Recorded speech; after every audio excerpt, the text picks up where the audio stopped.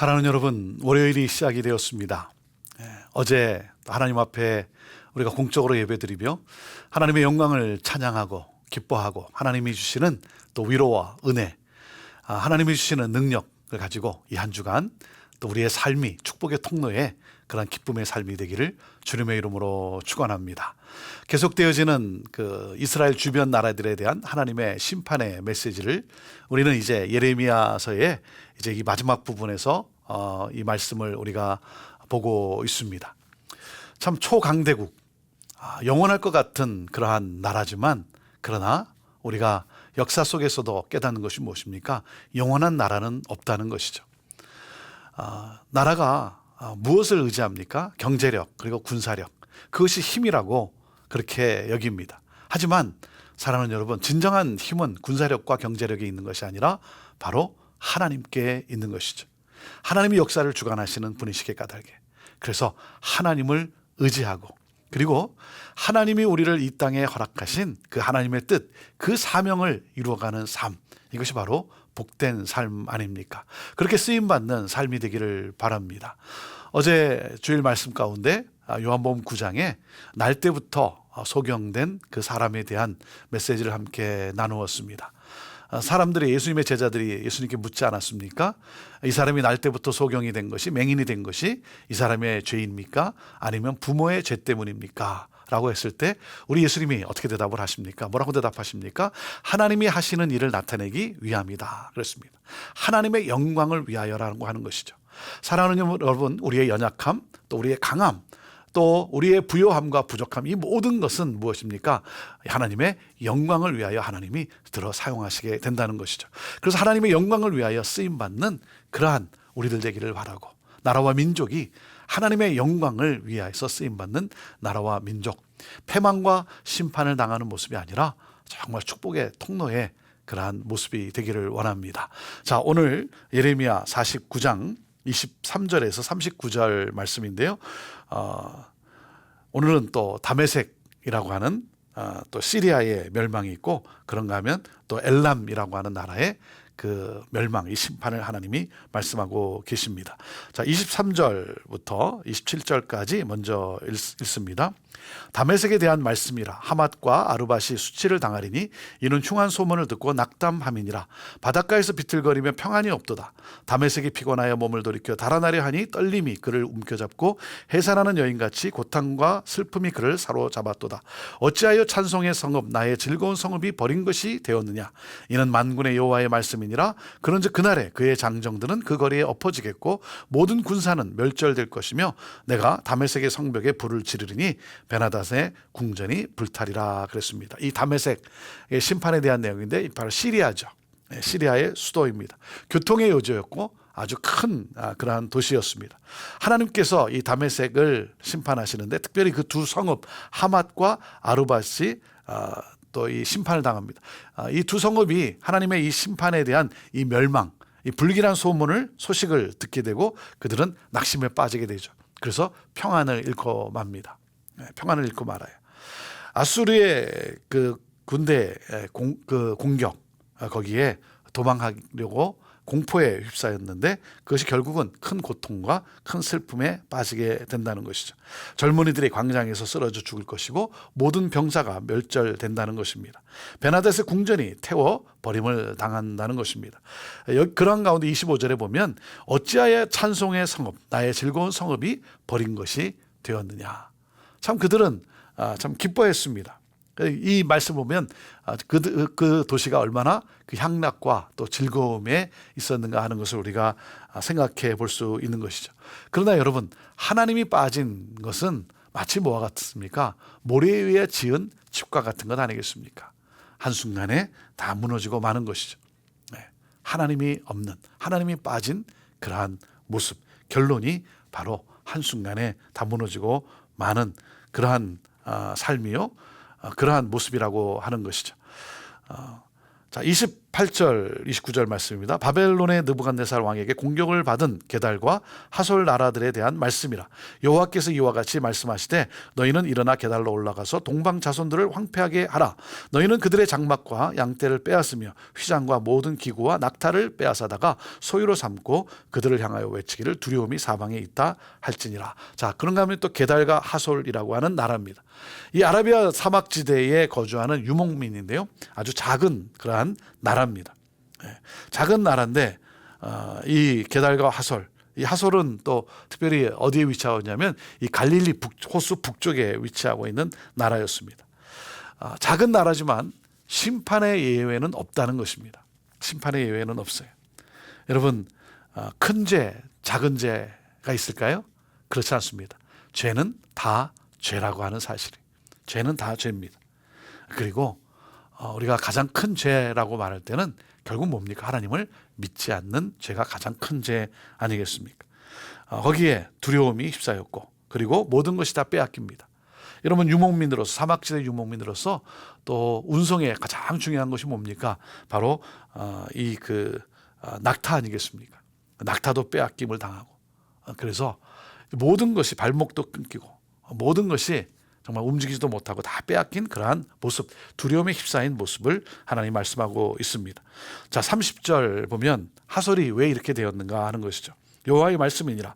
하솔 주민아 도망하라. 멀리 가서 깊은 곳에 살라. 이는 바벨론의 느부갓네살 왕이 너를 칠 모략과 너를 칠 계획을 세웠습니다. 여호와의 말씀이니라. 너는 일어나 고요하고도 평안히 사는 백성, 곧 성문이나 문빗장이 없이 홀로 사는 국민을 치라. 그들의 낙타들은 노략물이 되겠고 그들의 많은 가죽은 탈취를 당할 것이라. 내가 그 살적을 꺾는 자들을 사면에 긋고 그 재난을 여러 곳에서 오게 하리라. 여호와의 말씀이니라. 33절 하솔은 큰 뱀의 거처가 되어 영원히 황폐하리니 거기 사는 사람이나 그 가운데 머물러 사는 사람이 아무도 없게 되리라 하시니라 그랬습니다. 자, 이 하솔이라고 하는 나라는 농경 정착민입니다. 그런데 하나님께서 심판과 또 재앙을 내리신다는 거죠. 그러면서 뭐랍니까? 도망가라는 것입니다. 바벨론의 공격으로부터 도망가 살아라는 것이죠. 자, 어떤 나라였습니까? 정말 그 태평하게 살고 있는 그러한 나라였어요. 여러분, 사막에 있었기 때문에 문이나 문빗장이 없이 그렇게 참 평안하게 태평하게 사는 그러한 나라였지만, 그러나 바벨론의 공격에 모든 가축들도 다 빼앗긴다는 것이죠. 재난이 사방에서 온다는 것입니다. 왜요? 하나님이 그렇게 하신다는 거예요. 하나님이 그렇게 하셨다는 거예요. 그래서 하나님이 심판하기로 작정을 했기 때문에 피할 곳이 없는 것입니다. 폐허가 되고 만다는 것이죠. 사랑하는 여러분, 그렇기 때문에 나의 힘으로 평안과 안정을 누리는 것이 아니라는 것이죠. 하나님의 평안과 안정, 하나님의 계획, 하나님의 주권을 무시했습니다. 그리고 그들은 헛된 것을 추구했다는 것이죠. 그래서 하나님은 바벨론에 의해 정말 헛되게 만듭니다. 자, 그리고 계속되어지는 또 말씀 가운데 참 또 특별한 나라가 나옵니다. 34절 말씀인데요, 유다 왕 시드기야가 즉위한 지 오래지 아니하여서 엘람에 대한 여호와의 말씀이 선지자 예레미야에게 임하여 이르시되 그랬습니다. 이 그 엘람이라고 하는 나라는 이스라엘로부터 가장 멀리 떨어져 있는 나라였어요. 그러니까 바벨론 동쪽에 산악지대에 있는 그러한 나라입니다. 이 엘람이 유다, 이스라엘을 괴롭혔다든지 아무 상관이 없는 그러한 나라인데, 하나님께서 또 특별히 이 엘람의 그 심판을 하나님이 명하고 계십니다. 자, 35절 말씀부터 보는데요, 만군의 여호와가 이같이 말하노라. 보라, 내가 엘람의 그 힘에 으뜸가는 활을 꺾을 것이요 하늘의 사방에서부터 사방바람을 엘람에 오게 하여 그들을 사방으로 흩트리니 엘람에서 쫓겨난 자가 가지 않는 나라가 없으리라. 여호와의 말씀이니라. 내가 엘람으로 그의 원수의 앞, 그의 생명을 노리는 자의 앞에서 놀라게 할 것이며, 내가 재앙 곧 나의 진노를 그들 위에 내릴 것이며, 내가 또 그 뒤로 칼을 보내어 그들을 멸망시키리라. 38절 내가 나의 보좌를 엘람에 주고 왕과 고관들을 그곳에서 멸하리라. 여호와의 말씀이니라. 39절 그러나 말일에 이르러 내가 엘람의 포로를 돌아가게 하리라. 여호와의 말씀이니라 그랬습니다. 엘람은 누굽니까? 자기 힘을 의지했던 자들입니다. 그들도 바벨론의 침략을 받게 되고 그리고 멸망하게 되고 만다는 것이죠. 그래서 오늘 말씀에 보면 자랑하는 활을 꺾어 버리겠다 그랬습니다. 자랑하는 활 무슨 말입니까? 막강한 군사력이죠. 막강한 군사력을 자랑했다는 거예요. 그 내가 의지하는 그것을 하나님이 꺾어 버리신다는 것입니다. 그리고 많은 사람들이 엘람의 많은 사람들이 여러 나라로 유배되고 마는 것이죠. 다시 말하면 철저한 파멸을 하나님이 말씀하고 계신 것입니다. 모든 것을 약탈당하고 맙니다. 그리고 하나님께서 도망가는 그 자들에게 또 칼을 보냈다는 것은 군대를 보냈다는 것이죠. 그래서 칼을 보내 뒤쫓게 하십니다. 자, 엘람 이스라엘과 아무 상관이 없는 이스라엘부터 바벨론의 동편에 있는 그 먼 나라지만 뭡니까? 하나님이 모든 역사를 주관하고 계신다라고 하는 사실을 보여주고 있는 것이죠. 하나님은 모든 역사를 주관하신다 하는 것입니다. 이것을 우리가 잊으면 안 됩니다. 하나님은 자기의 힘을 의지하고 그래서 교만한 그러한 자들을 하나님은 산산히 흩으시고 그런데 또 하나님은 또 마지막에 뭐라고 말씀하고 있습니까? 그들을 하나님은 또 돌아오게 하리라. 회복시키신다는 것이죠. 회복시키신다. 사랑하는 여러분, 오늘 우리가 또 이 말씀 속에서 우리가 깨닫는 교훈이 무엇입니까?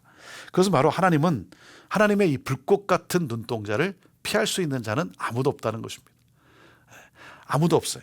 그러나 하나님의 불꽃 같은 하나님께서는 불꽃 같은 눈동자로 우리를 보호하고 계신다는 사실이에요. 우리가 이 사실을 또 기억하고 우리가 감사할 수 있게 되기를 바랍니다. 하나님이 우리를 보호해 주시고 하나님이 불꽃 같은 눈동자로 우리를 보고 계시고 도와주고 계신다는 것이죠. 그렇기 때문에 뭡니까? 하나님을 바라보라는 것입니다. 오늘 말씀을 우리가 묵상하고 이렇게 말씀을 우리가 사모하고 함께하는 인데요.